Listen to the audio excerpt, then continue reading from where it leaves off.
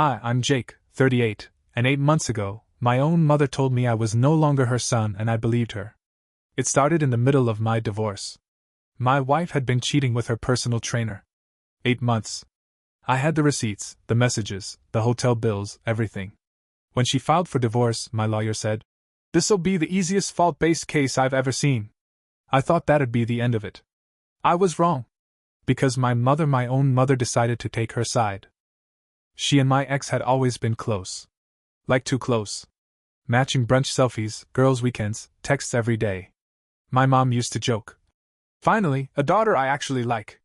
Guess having 2 sons wasn't enough. So when I told her what my wife had done expecting sympathy, I got a slap in the face instead. "What did you do to push her away?"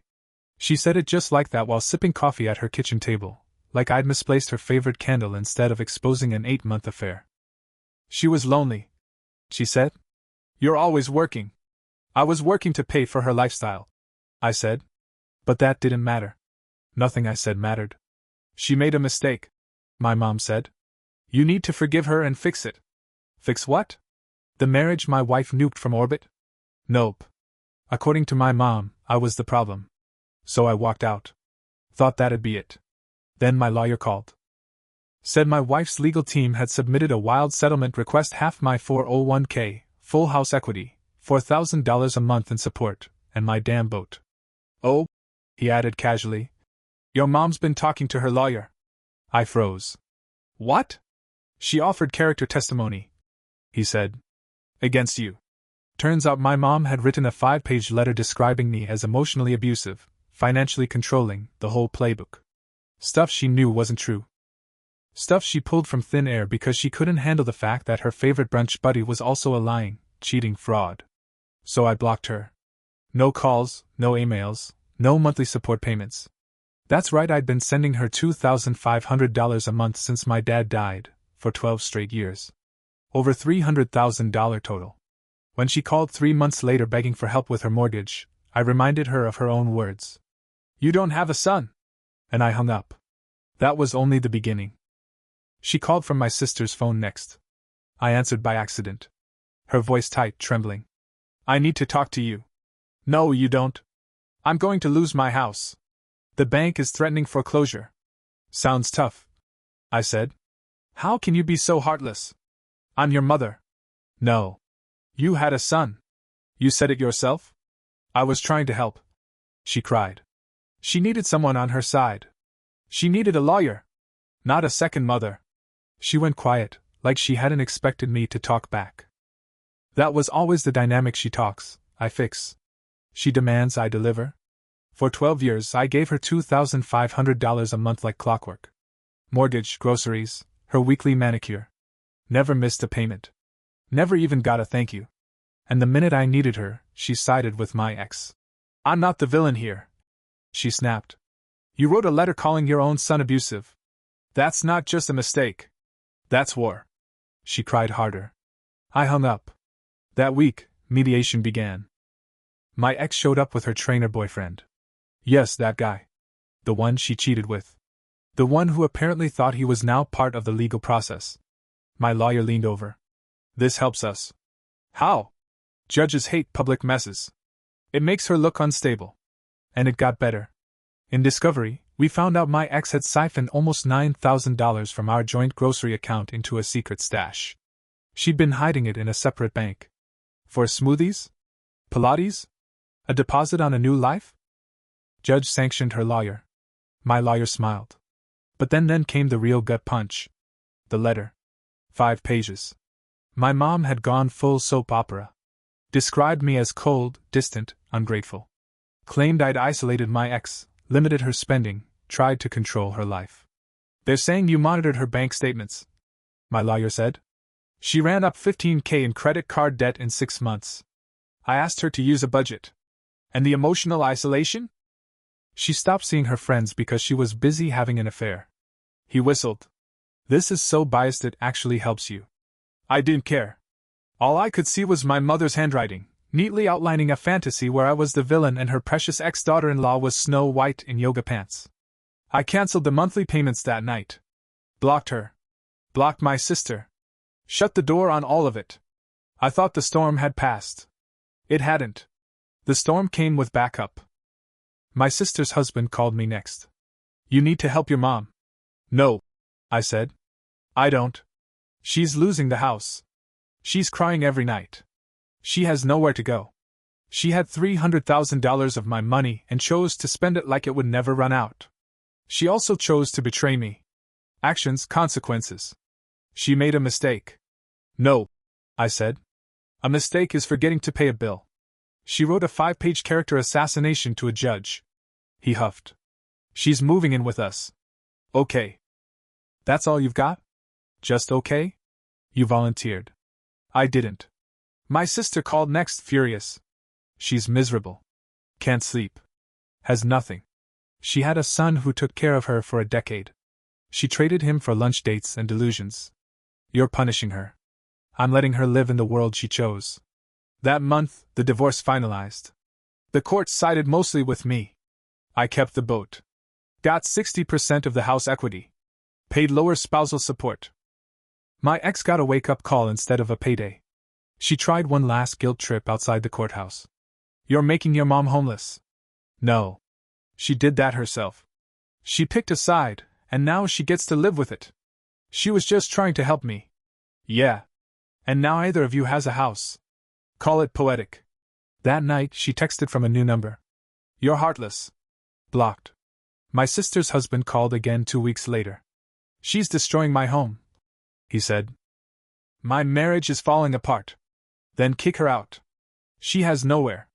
She has options. A job. A roommate. A smaller place. She's 62. She's not 92. My mom called again, this time through a landline at work. I'm sorry, she said. I never meant for this to happen. Stop. You meant all of it. You meant the words. You meant the letter. You meant the betrayal. I thought I was doing what's right. Then you can enjoy being right in someone else's guest room. I hung up. She never apologized for what she did, only for what it cost her. Big difference. 2 months later, my aunt called me. She's living on your sister's couch, she said. Working part-time at a department store. She hates it. She should, I said. She earned every minute of it. She's struggling, Jake. She's surviving. That's more than she wanted from me. She's sorry. No, she's uncomfortable. That's not the same thing. She says this is all your fault. And that's how I know she hasn't changed. The narrative she spun was incredible. To the rest of the family, I had abandoned her. After everything she did for me. She cried in group chats. As if years of financial support were figments of her imagination. As if I had cheated, lied, and litigated her into a corner. I didn't bother responding. I didn't defend myself to cousins who hadn't texted me since 2017. I let the silence do the talking. But it didn't stop her. She wrote me a letter. Handwritten, 5 pages, mailed to my work. My assistant brought it in like it was radioactive. The first page was all about her. How hard her life was now. How sad. How unfair. Not one sentence of accountability. Not one real apology.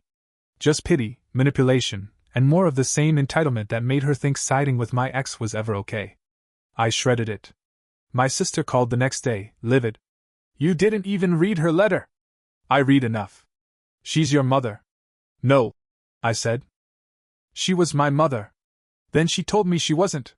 Then she helped my ex try to ruin me. That role's been recast. You're being cruel. No. I'm being consistent. 3 weeks later, her husband left. Filed for separation. Said he'd consider coming back once my mother was gone. My sister called me at midnight sobbing.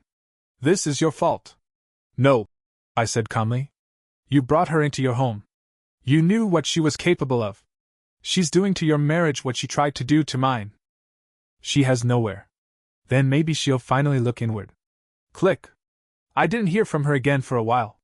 Meanwhile, I used the money I used to send my mom and dumped it straight into investments. 8 months in? I'd already made more back than I expected. Cutting off betrayal might have been the smartest financial decision I ever made. 3 months after the dust settled, I got a knock on my condo door. It was my brother. The other forgotten child, the one who'd moved across the country and stayed low while mom worshipped the ground my ex-wife walked on. We hadn't spoken much during the divorce, mostly texts, the occasional meme. I figured he was busy. Turns out, he was waiting. "Heard about Mom?" he said, standing awkwardly in my hallway with a six-pack in one hand and that half-smirk he always wore when the family was unraveling. "Yeah," I said. "She's making my sister's life hell now." He nodded, stepped inside, looked around at the condo like it was a whole different planet. "Nice place," he said. "Looks like peace." "It is." We sat on the balcony. No yelling. No lectures. No guilt. "Wanna know why I left?" he said finally. "She did it to me, too. Not the same way, different script, same betrayal. Took someone else's side. Made me the villain. Told the whole family I was unstable because I didn't agree with her." I blinked. "Why didn't you tell me?" "You weren't ready to hear it. You were too busy being the good son. We cracked beers, talked about our dad, about the boat, about how wild it is when you realize your own mother has a pattern and you're not the first casualty. That weekend was the best time I'd had with family in years. Because it was real. Because we didn't have to pretend that loyalty meant tolerating abuse. A week later, my sister's husband called me. "I need you to take your mother." "No. My marriage is falling apart. That's between you and my sister. She's destroying my home. She already destroyed mine. She has nowhere. She has consequences. There's a difference." He hung up. 2 days later, I got a letter in the mail. Handwritten again. From her. My mother. This time, it was worse. 5 pages about how I'd turned into a monster. How she raised me better than this. How I owed her a roof because she gave me life. Not a single line about what she did. Not one acknowledgement of the betrayal. Just tears and tired cliches about being the bigger person. And forgiveness is a virtue. I didn't even shred it. I dropped it in the trash like a pizza coupon I'd never use. Then came the message from my sister. A group text blast. "If we lose our marriage, it's on you." I didn't reply. They were trying to dump a problem on me that I'd already solved, boundaries. That weekend, I took the boat out. Just me and the water. No phones, no family drama, no one yelling about obligations I didn't ask for. Just quiet. I thought about everything that had happened. My ex? Gone. Last I heard, she was back in her hometown, living with her parents. The trainer dumped her after realizing she wasn't bringing any money to the table. Guess love has a credit limit. My mom? Still on the couch at my sister's. Still working retail. Still telling everyone I ruined her life. Me? I was sleeping through the night. Eating meals I actually tasted. Decorating my space exactly how I wanted. No one telling me to tone it down. No one complaining about how I spent my money. No one pretending love means sacrifice when what they really mean is deep bleeding for me. My aunt called again, trying one last Hail Mary. "She forgives you." I laughed. "Tell her I don't need her forgiveness. She needs mine. And she's not getting it." That was the last time we spoke. I got a text from a number I didn't recognize. "You think you're better than us now?" Kyle. Yup. That Kyle. My ex-wife's trainer-turned-boyfriend-turned-human leech who somehow still thought he had a say in anything.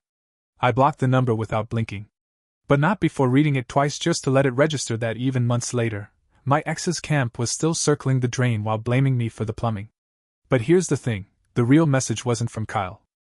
It came in a different form, a quieter one. My niece. 16 years old, Eliza, all oversized hoodies and chipped nail polish. She sent me a DM on Instagram. "Grandma says you abandoned her? But Grandma also said Santa was real until I was 9. The house looks really nice. Grandma looks calmer there. Kinda like when she didn't talk so much." I stared at the message for a while. Then I replied, "Come visit. With Grandma's permission. No drama, just pancakes." She sent back a laughing emoji then. Okay. A tiny truce. One person in the next generation who wasn't interested in weaponizing family drama. One neutral party who just wanted a waffle and some peace. Meanwhile, my mother was still performing victimhood like it was community theater. I got screenshots from a cousin, Facebook posts, vague and passive-aggressive. When your own children forget the meaning of family. After all I sacrificed, this is how I'm treated. Zero specifics. Just paid for sympathy. And people fell for it. Distant relatives posted praying hands. One aunt commented, "Jake always was the cold one. Funny. I used to think cold meant bad. Now I knew better. Cold meant boundaries. Cold meant clarity. Cold meant not setting yourself on fire to keep people warm who'd flick matches in your direction. One day, I got home from work to find a letter on my doorstep. No stamp. Hand-delivered. From my sister's husband. She's going to a senior living facility next week. We can't do it anymore. We're done. My kids don't sleep. My wife is a wreck. She won't stop blaming you, even now. I'm sorry for everything. I didn't respond. What could I say? You kept feeding a fire that burned your own house down? Instead, I poured a glass of scotch, stepped onto my balcony, and watched the city buzz beneath me. And then I laughed. Because for the first time in my life, I felt untouchable. My mother, the woman who once controlled every room with a sigh and a side eye, now lived off clearance aisle wages and borrowed patience. My ex, who thought she'd upgraded, was back to her teenage bedroom with nothing to show but an Instagram account that hadn't posted since the day the court ruled. Me? I'd invested the $2,500 a month I used to send my mom. 8 months later, it had grown. I had grown. My condo was peaceful. My savings were healthy. My therapist said I had exceptional post-trauma boundaries. I just called it learning. Because here's what no one tells you. Sometimes, the most loving thing you can do is walk away. Not out of spite. Not out of anger. But because staying would be letting someone keep punching holes in your boat, and then blaming you for the leak. My mom wanted a daughter, not a son. She got one. My ex wanted my money, not my marriage. She lost both. And I wanted peace. I earned it. 3 weeks after the senior living decision, I got a text from my sister's husband. One sentence. She's gone. I didn't reply. Not out of anger, but because I didn't have anything left to say. My mother had finally been moved into a subsidized senior housing unit across town, tiny, government-assisted, shared laundry, plastic blinds, no ocean view, no porch swing. I didn't celebrate it. But I didn't mourn it either. I just sat with it. This woman who'd held so much power over me for so long now lived off a folding pension check and state coupons. She'd spent every last ounce of goodwill in that house burned through my sister's marriage, my loyalty, and whatever leftover patience her reputation had left in the extended family. And now she sat in a 600-square-foot room with no leverage and a window that faced a parking lot. And still, somehow, she thought I was the one who needed forgiving. That was the real kicker. That same week, my aunt called. She says she forgives you. She told me gently. That she's willing to put the past behind you both. I snorted. That's cute. Jake, she started. No. I cut in. That's not how this works. You don't stab someone, then hand them a bandage and act like you're the hero. She's not forgiving me. She's rewriting the story. There was silence. Then a sigh. She's alone. So was I. I said, when she sided with my cheating ex-wife and told the court I was abusive. People make mistakes. She made choices. I hung up. That weekend I took my brother and his kids out on the boat. It was sunny. Quiet. The kids wore bright orange life vests and called every seagull by name. My brother cracked a beer and leaned back beside me. You know, he said, you did everything right. Boundaries. Distance. Not a lot of people have the spine for it. Yeah, well, I said, took me 38 years to find mine. Still counts. Later, we docked and grilled burgers at my place. The kids played with my dog, laughed on the balcony. His wife pulled me aside before they left. Thanks, she said, for showing him it was okay to leave the family chaos behind. He used to think he was the problem. He wasn't, I said. None of us were. We were just the scapegoats. That night, I sat alone on my balcony. No calls. No guilt texts. No accusations disguised as concern. Just the city breathing beneath me and the knowledge that no one was going to knock on my door with a sob story and a manipulative smile. I checked my investment dashboard. The money I'd redirected from my mother's allowance had grown 11.4% since I started. Enough to make a down payment on a weekend cabin, or fund the startup idea I'd kept on ice for years. Maybe I'd do both. I was allowed to dream again. I thought back to that moment 8 months ago when she told me, "You're not my son anymore." She meant it as punishment. But I took it as permission. She set the boundary. I honored it. I stopped paying for her house. Her groceries. Her indulgences. Her betrayals. I stopped explaining myself. I stopped waiting for apologies that would never come. I stopped bleeding for someone who only saw me as a bank account with a last name. And it turns out, that decision, that line in the sand, was the single greatest gift I ever gave myself. Because some people will never be sorry. Some people will never understand. And some people, no matter how much you love them, don't deserve a front row seat to your life. So I built a new life. One with locks. With passwords. With privacy.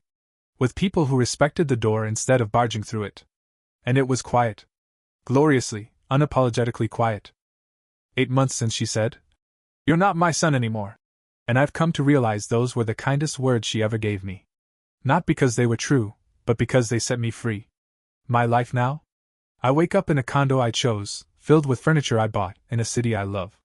I drink coffee on my own balcony while the morning traffic hums below like white noise, and nobody is calling me to ask for money, favors, or back up on some emotional fire I didn't start. My world is small and intentional and utterly mine. No mother. No ex-wife. No guilt. Just peace. I still see my brother. We talk more now than we ever did growing up. He brings the kids by when they're in town.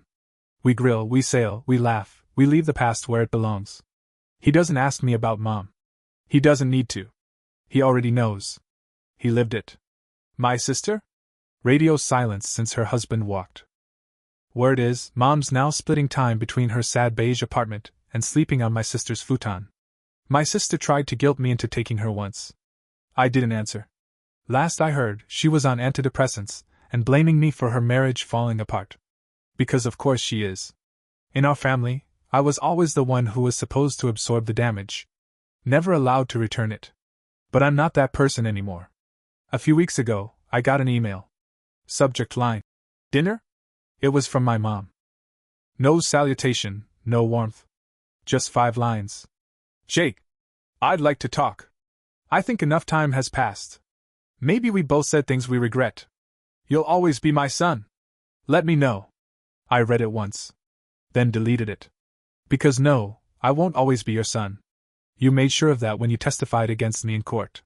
When you called me abusive to justify your allegiance to a woman who lied and cheated and tried to rob me blind. You don't get to crawl back after burning the bridge and pretend the ashes are just misplaced bricks. You can't say, "We both made mistakes," when one of us was holding the knife. And here's the truth no one likes to say out loud. Family is not unconditional. Family is earned, just like trust. Family is reciprocal, just like respect. Family is showing up not just when it's easy, but when it's right. And when someone actively chooses to betray you, enable your abuser, and then play the victim when you walk away? That's not family. That's a cautionary tale. So no. I didn't respond to her dinner request. Instead, I went out that night. Took a date to a rooftop bar. Laughed under string lights and city stars. Told stories about my boat and my dog and my totally normal, boring, childhood. I didn't mention the courtroom betrayals or the late-night manipulation texts or the decade I spent paying for someone else's comfort while drowning in obligation. Because that's not who I am anymore. I'm not the son desperate for approval. I'm not the husband bending over backwards to prove I deserve loyalty. I'm not the man paying for silence and calling it peace. I'm Jake. Just Jake. And I'm free. A month ago, I took that $2,500 monthly transfer, the one I used to send my mom, and split it 3 ways, part into a travel fund, part into a local youth sailing program I sponsor now, and part into an account labeled self. It felt poetic. The money that once kept someone else afloat is now helping me fly. I bought a cabin upstate. Nothing fancy, just quiet woods, a dock, a fireplace. It's where I go when I want to write or think or exist without noise. I took a trip alone last weekend, just me and the trees and a bottle of wine I didn't have to share. I read an entire novel in 2 days. The kind of small luxury that would have been called selfish in my old life. But not here. Not now. Now, it's called healing. And I don't miss her. I don't miss the calls, the strings, the pressure, the slow bleed of self-worth. I don't miss the holidays that felt like hostage negotiations. I don't miss the passive aggression wrapped in casseroles or the fake smiles in Christmas photos or the subtle digs about how I always think I'm better. Because maybe I am. Not better than them. Better than who I used to be. And every time someone says, But she's your mother. I just smile and answer the same way every time. She was. And she still is, just not mine. I didn't choose to be born into that family, but I chose who I became after they showed me who they really were. I chose peace. I chose boundaries. I chose me. And for the first time in my life, no one's calling that selfish. They're calling it healthy. So if you're out there, stuck in some echo chamber of guilt and obligation, wondering if you're allowed to walk away from the people who made you but never supported you, let this be proof. Is permission to stop pretending she ever deserved you. And the greatest gift you can give yourself? Never looking back.